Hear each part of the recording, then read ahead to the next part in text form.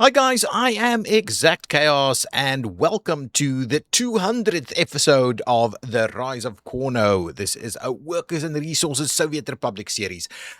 200 episodes, probably about 2 years in the making is where we're at, and this is what we've got to show for it. So I'll quickly do a bit of a pan over. You can see this is the newer area, Zavadovka and so on, and then all the way we've got Susselgrad and Satomic and Lesa and Vasistavi and Atomograd and all the way where it started, all the way back there. A massive sprawling city that you can see here. And if I get the UI back on, money has always been a problem, and we'll talk a little bit about that. We're over 80,000 people, and absolutely massive sprawling city. I mean, we would have liked it to be even bigger than this, but yeah, absolutely massive city. So this episode is going to be a little bit different than the usual ones. There won't be any building today. We are actually going to just do a bit of a recap of what we've done and talk about what's coming next, really.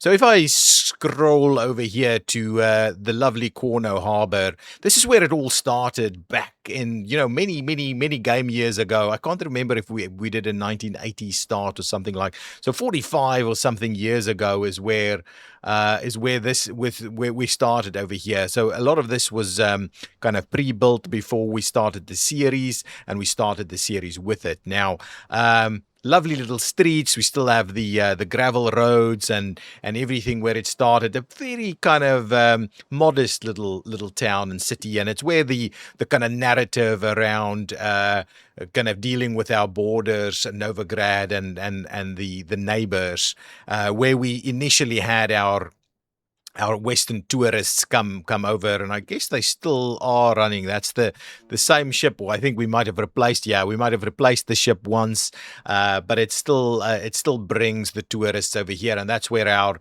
3 or almost $4 million US comes from as our tourist industry. That's the only place where dollars come from. But anyway, we started over here, this modest little town, and this city or this little town was all about survival. So a lot of the stuff that we needed was being imported, and then we slowly started into the Corno Hills area over here, started our very first kind of subsistence industries, right? We had a small little oil refinery over here. We had a small chemical plant. We then started producing our own clothing and our own food. And yeah, basically that's kind of where it all started. So this was all about subsistence, trying to survive with a very modest little population. We then crossed over to Satomic over here, and built this bridge to get there a little bit quicker. Initially, it was all the way traveling around this kind of water outcrop over here. And we started building Satomic. Our first real big city was the plan. And the idea was that really we needed to start industrializing. So this was the city really to feed our first core industries. And that's exactly what it did. So we built this up over a number of episodes. It went from 7,000 people and around episode 20, I think, all the way to 14,000 around episode 60 is what Satomic, and that was all just the development of Satomic. And this is also the first time we really started looking at higher density. We had brought in our very first rail properly through Satomic over here, so that we can feed the industry with proper amounts of workers. Everything over here in Corno Hills was fed by buses. So we really, it was a struggle to get the kind of, heavy production in there. And we also had significant problems with water and sewage and the likes over here. So what we did in Corno Harbour. So what we did here is we decided to do quite a robust little supply of water and water infrastructure, as well as a very good and large sewage treatment plant, which up till a few episodes ago was probably one of our primary ones, dealing with the bulk of issues, which is part of what our issues were. Anyway, we started to grow Satomic. It was a nice big residential area, had all of the kind of creature comforts, and we did even do some nice things around planning for good urban design. We had nice walkways and green strips and tree-lined roads and things like that all through the median over here. There was plans for us to expand here, and this route was continuing through, and we actually built that up. And then we built a stadium because we were growing so significantly, and we had some nicer facilities. We had open spaces and so on. So yeah, very good. But then I guess the real thing is that we had the coal mine over here that we developed. We built our first power plant. We one of the key things we did was establish the steel mills over here. Initially just the one, and then we opened up the other one. We did the mechanical component factories over here, which was, I think, our first proper export. I mean, we did export clothing and the likes from over here, but I think mechanical components was the first thing that really started to move the needle for us. So that happened, and so Satomic was ultimately trying to sustain all of these industries. We still had some other plans. We had some open areas here that we could still expand further on. We also had our first prison here, and we did do, I guess, a proper courthouse in this area as well.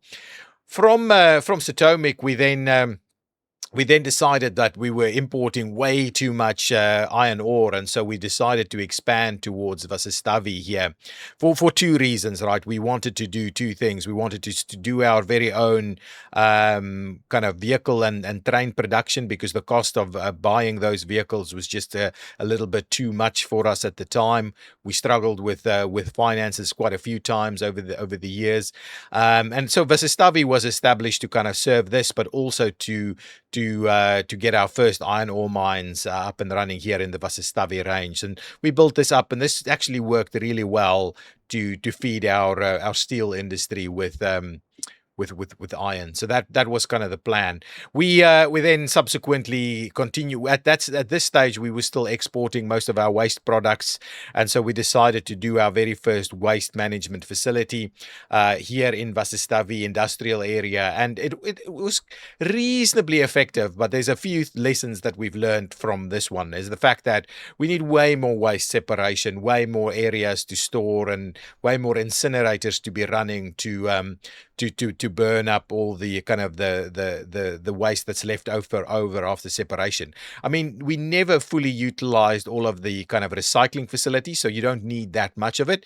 But we weren't even close to being able to deal with these separation facilities, and even the waste treatment facilities was never quite doing their thing properly, and so we constantly had to do some fixes here. But I guess our industrial scrapping facilities and the likes was all good enough, and is still good enough for our 80,000 people. But yeah, waste separation was a big problem. We never did that properly, and so we had to do a lot of different things. We also then built Lessa over here. I'm not sure which one came first, but they were all kind of brought in, and this was our first real industrial scale construction facilities that we built over here. We added all of the helicopter construction offices, and we built all of these factories to build our kind of construction materials. And I think to this day we're still reasonably well served by the construction materials being produced in this area. I think gravel was the only one that really had a hard time.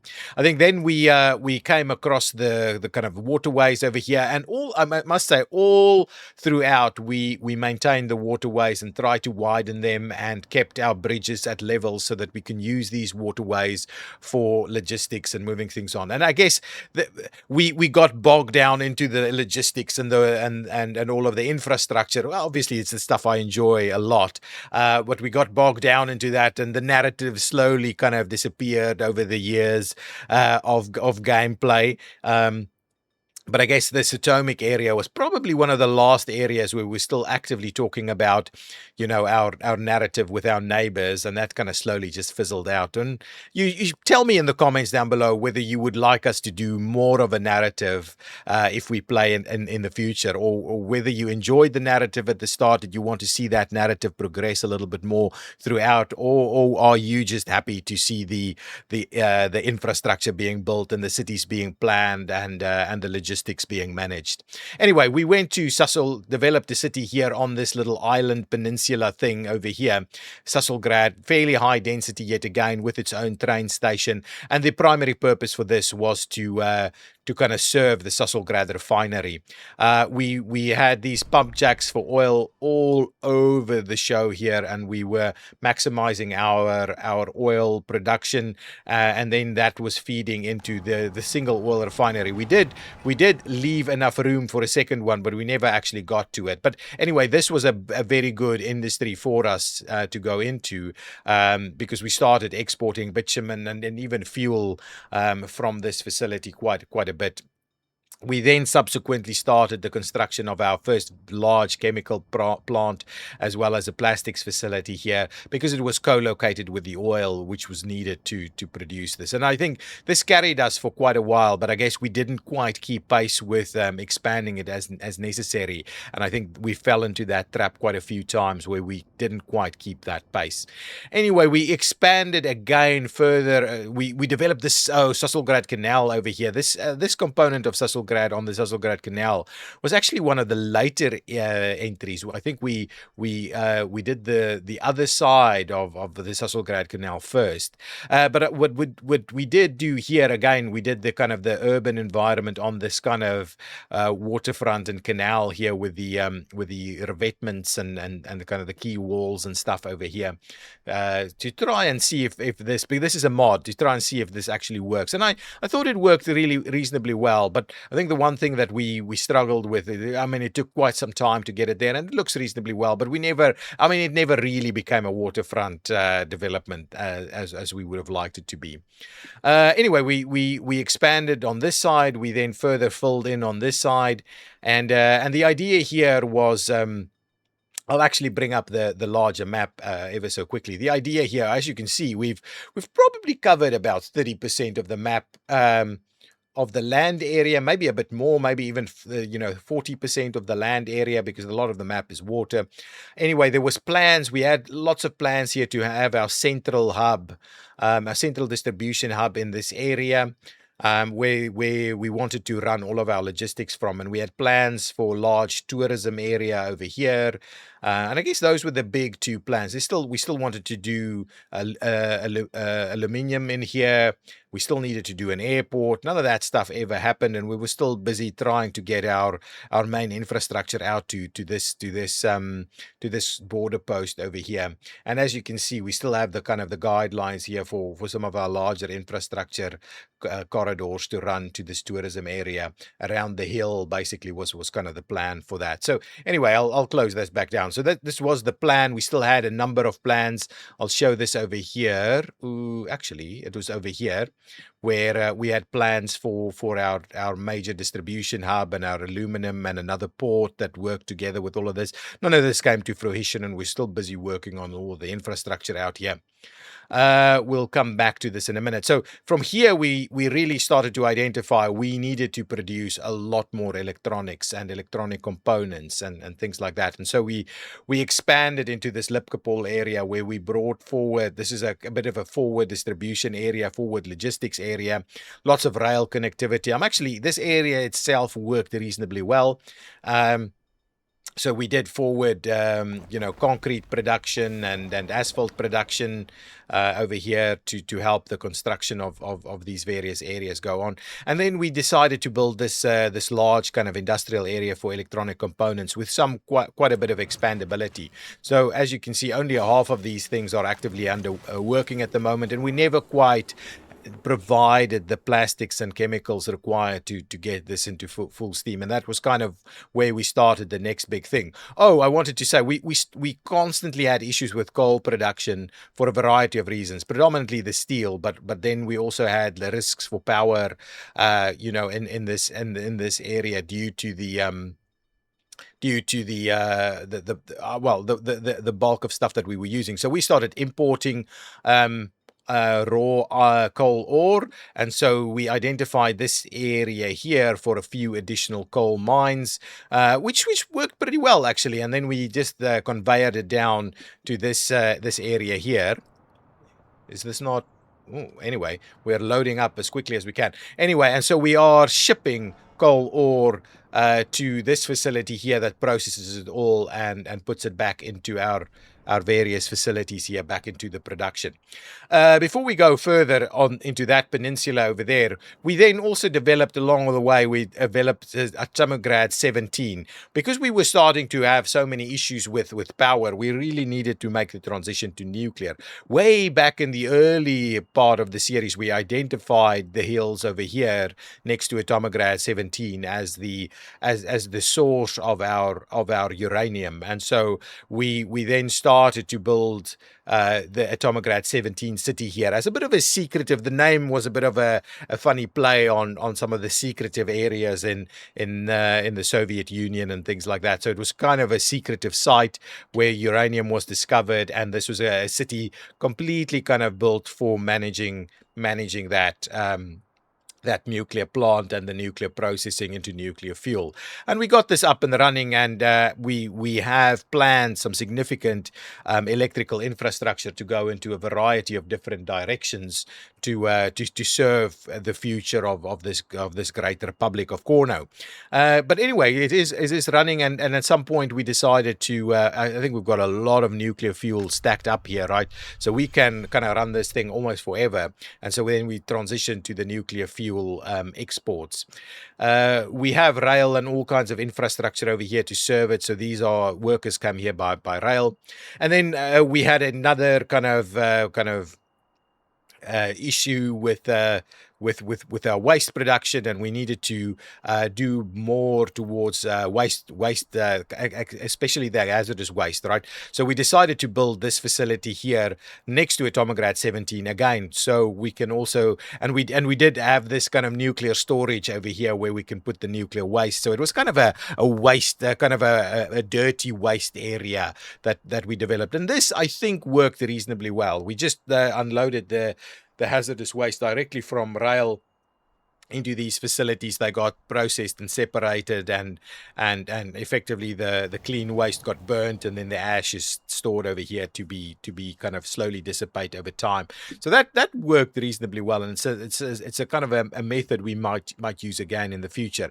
Atomograd 17 was also the site of a number of prisons. So we built these 3 prisons over here to deal with what was at some point quite a big crime crisis. We had to roll out numerous additional police stations and courthouses and so on. And I do think at some point there might have been a patch or an update in the game that changed how crime and things worked a little bit, because it felt like it crept up on us overnight, really. But anyway, there's still lots of room for expansion over here in Atomograd 17.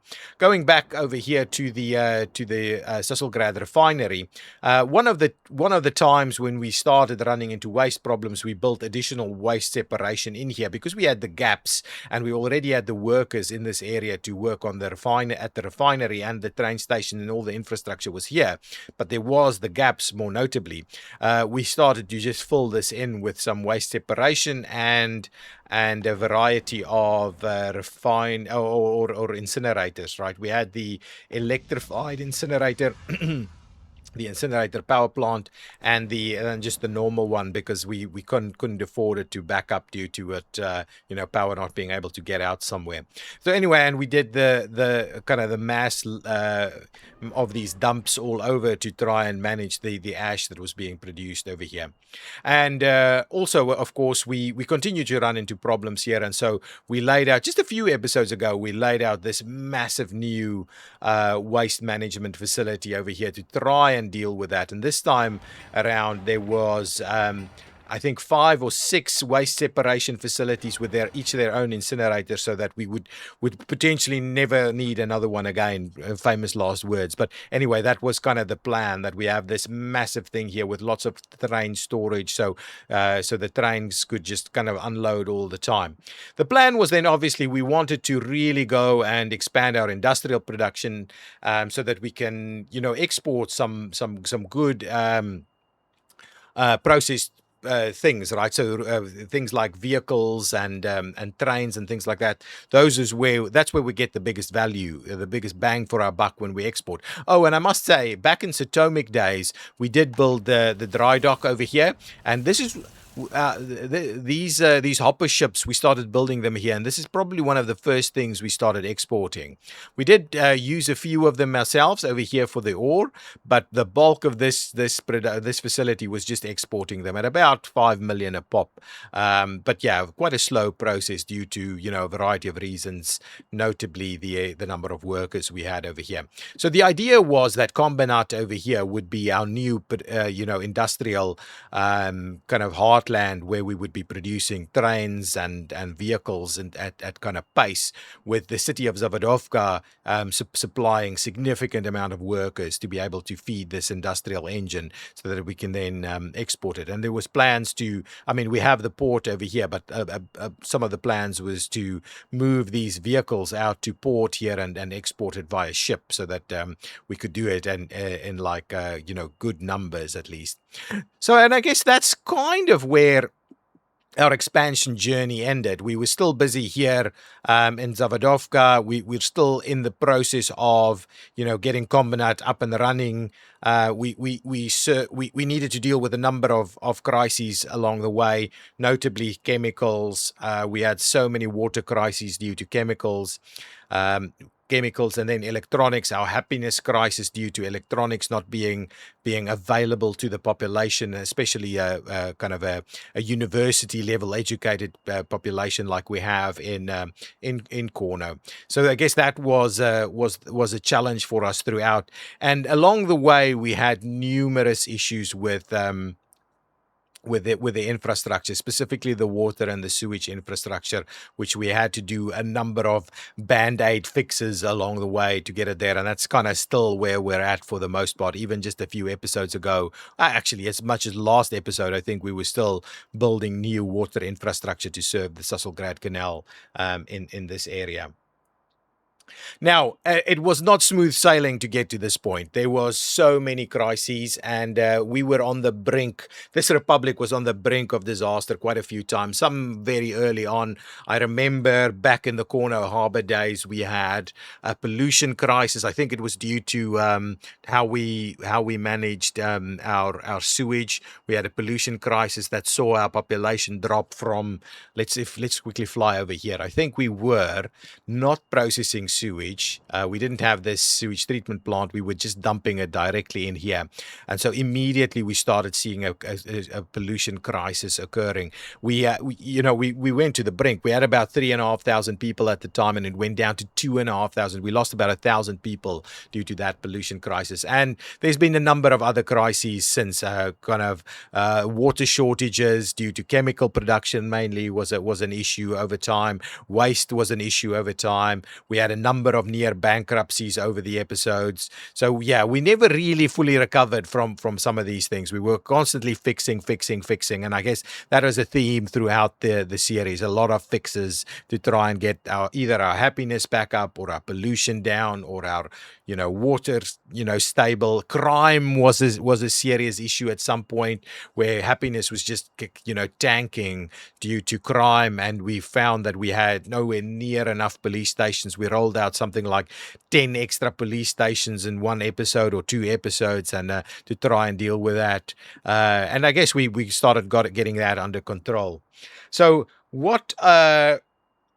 So what are we doing now? Now at 80,000 people, still kind of wrapping, putting one bandage after another to try and fix the issues that we're facing. I mean, there's things that work really well. I think our rail network is reasonably good. It's not perfect, but it's reasonably good. It's easy enough for us to move things from one area to another area. Our distribution is seriously lacking. We never really had that central distribution area that I would have liked to see, where we could consolidate our goods and efficiently distribute it to our various new cities. And that's something that we definitely need to do much earlier on in any new cities, is they just get that centralized distribution a little bit done quicker. So this is effectively going to be the end of this series. So why is it going to be the end? It's exactly that. It's because I still enjoy this game. I'll come back to it again very soon, I'm sure. We start a new series for it. It's still my absolute favorite game. There's just nothing else out there that has this level of complexity, where we need to, deal with population. We need to deal with happiness. We need to deal with all the very detailed logistics. Let's have a quick look at our over time population. I just want to see. Yeah, so it went from, we had a 1960 start, actually. So it's 65 years in, right? So that's quite amazing. And you can see we had a number of dips. I think we don't see the first dip in here because it's so tiny on this scale, but you can see we had a number of pretty large dips over the years on our path up. But our trajectory has always been up, and you can see it's starting to grow exponentially. Almost 500,000 births over the years, and 220,000 deaths. So the escape's obviously huge, and we only had very few immigrants at the very start of the game. But anyway, we'll leave it. We'll leave the stats for now. So I guess the idea here is our infrastructure never really kept pace with our development, and that meant we had to double back and fix things all along the way. None more so than the waste management. I think all the way throughout the series we had constant issues with waste management, and had to redo them and add more and patch it here, and so we couldn't really get into that groove. And I guess that's why I think it's time to kind of retire this one, retire Corno. Corno is, I think, reasonably successful at this point in time, but it had seen a number of failures, a few things we would do better next time. And I guess that's where it's at, right? So we, instead of continuing to fix it, spending another 20, 30, 50 episodes to fix all of the various things we have without any money to do so, really, because, we're struggling to get our exports up. I guess we will get it up. This is the plan of the Kombinat area, but ultimately it's just a little bit too much, to keep these episodes, going. So I guess that's the challenge. And do tell me in the comments, did you enjoy the constant fixes? I mean, obviously you're dealing with similar things when you're playing this game as well. So did you enjoy looking at the fixing of it, of the patchwork of little fixes that we needed, to solve crime and water and waste issues along the way? I in my mind, this must be very much how real cities deal with it. There's no, there are big expansions planned, but ultimately day to day there are fixes that needs to happen at the city level. So it's a very real city in my mind because of that. So I was never too unhappy with it, but it just feels like the burden is getting a little bit much, and it's overshadowing any progress that we're making. So that's kind of part of why we want to do something a little bit different in the next episode, or in the next series, not the next episode. So I guess that's the reasoning behind it. It's been a successful one, and I think it's been good. And I do love all of this infrastructure that we built along the way. Obviously, we had the issues here with trains getting stuck a little bit, and so we built a bypass, and we certainly have a very strong and robust road network, and even the waterways have been kept and maintained.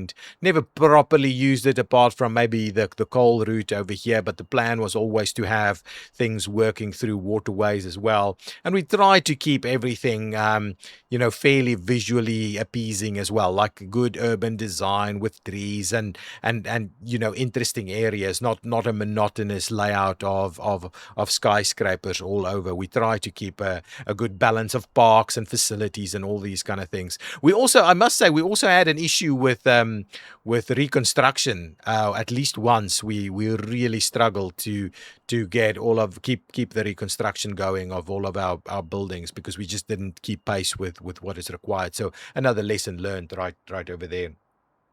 So what's going to happen next? So let's say that. So this is going to be the end of the series, as I've kind of mentioned. This will be the retirement for Corno, and I might drop it back in there so we can kind of see some of these nicer visuals. If we zoom in over here, we can hear the city and things like that. So I guess this is going to be where we retire Corno, and we'll come back. Not immediately. We'll give it a little bit of a break for workers and resources, and then come back with a new series. And I'd be keen to hear your thoughts also in the comments down below. What would you like to see in a new series? My thinking is there's a few things that I'm going to do differently. I'm actually contemplating doing unlimited funds playthrough. Maybe not a full playthrough, but at least an unlimited funds start. I'm thinking about something like that, where we lay out our initial infrastructure, we get the kind of the key things in place, so like that central distribution, our first starter towns and things like that. We kind of get our primary industries like our food production and things, our waste management and stuff, with an unlimited budget, and then we'll expand from there. Then we'll switch off the budget, the unlimited budget will go and back into, I think we can do that, and then we'll go back into having a budget, and then we'll expand using the infrastructure that we built. And the reason I want to do that is because I don't want to spend 200 episodes to get to the point where we're at now, right? I want to do 10, 20 episodes, get us up and running with an unlimited budget, and then we have a proper network of construction offices. We've got all of our industrial materials, we have our central distribution, and then we can actually start looking at expanding the republic in a way that makes sense. We can build cities, we can detail those cities, and we won't necessarily insta build. We'll get our crews to build it, but yeah. So I guess that's kind of my thinking. And the other thing that and we'll chase self-sufficiency, right?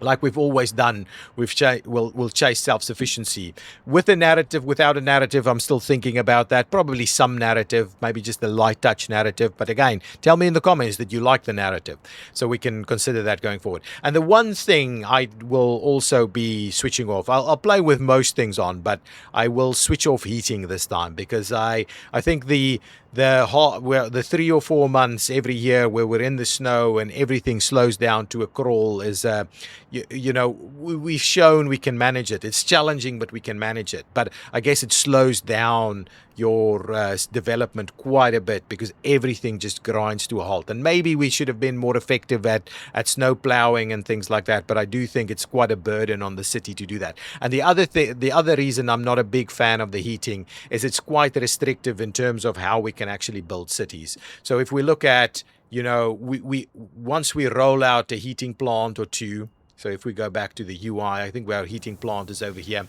So we've got a major heating plant right in this area, and that's serving this area. So because of the way we set up, we would need another one of these to be able to expand the city even more. So I think this city is effectively capped at the moment due to its heating facilities. And so to try and set up another staffed area that's far enough away from the city to not kill people from pollution, but within reach of our infrastructure to get workers out there, just puts a bit of a burden on the creativity. It limits that creativity a little bit. And I guess that's one of the key reasons I want to do that, because we're so constrained by where we can build due to heating. I mean, all of these open spaces over here, I mean, I would have loved to just kind of fill in a little bit, maybe reclaim a little bit here, fill in a little bit more to kind of naturally grow these cities so they look a little bit more natural. But we've kind of ended up having to cap them the way we are, because the next step up would need another heating plant. And we don't really have a good spot for the heating plant, and we can't get people to the heating plant. And if we get the heating plant there, then the pipes is maybe a little bit too far, and we would need to do pumps, and then it's not efficient heating. So I guess the heating has been quite a bit of a burden on what our city development looks like, and so I think I want to try one without the heating and see how that goes, right? And then obviously it'll speed things up a little bit more. So the plan is to have a much more fast-paced city in the next or fast-paced series next time around. So it doesn't take us 200 episodes to get to 80,000. Maybe we will be at 80,000 after 40 or 50 episodes, and that's kind of what the plan would be, so that we could potentially after 200 episodes strive for something like like 1 million people or something like that. So I guess that's kind of the thinking that I have in the back of my head. But please do tell me in the comments below, what are your thoughts on a new series? What would you like to see?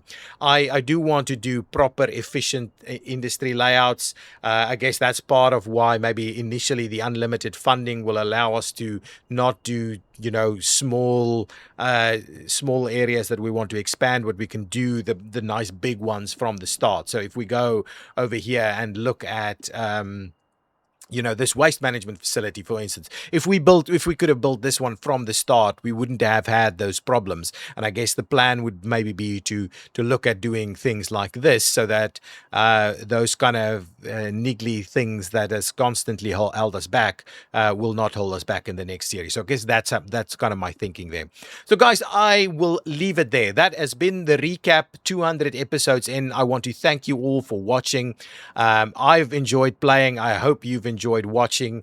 Tell me what your favorite part is in the comments, please. Tell me what you would like to see in the next series in the comments, please. I would really enjoy and appreciate your suggestions.